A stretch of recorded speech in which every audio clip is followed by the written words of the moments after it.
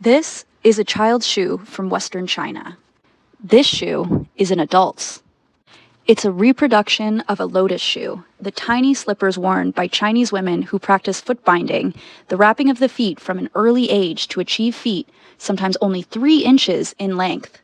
How did a reproduction lotus shoe from China get into a collection in Western New York? Hi, my name is Rachel Bellis, and I am the new museum curator at the Holland Land Office Museum in Batavia, New York.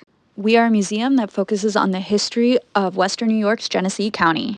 Our museum is small, but we have a very impressive collection of about 20,000 objects, and I can't wait to share some with you in this weekly series, Highlights from the HLOM collection. So how did foot binding start as a cultural practice?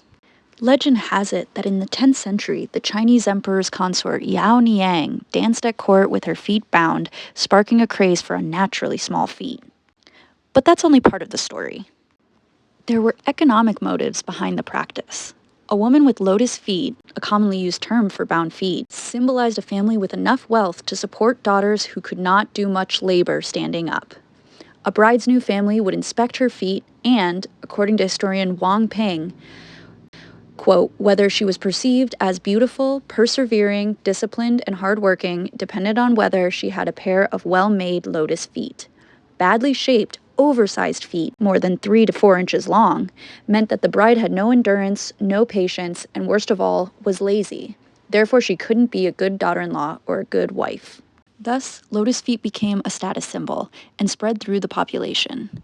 By the 19th century, an estimated 40 or 50% of Chinese women had their feet bound. It was an incredibly brutal process that took years to complete, and the practice fell out of favor during the late 19th and early 20th centuries. So how did one of these curious objects end up in the Holland Land Office Museum here in Western New York? One of Batavia's distinguished sons, Ralph Chandler, was a Rear Admiral in the United States Navy. He took command of the Asiatic Squadron in 1886 and was stationed in Hong Kong, where he died in 1889.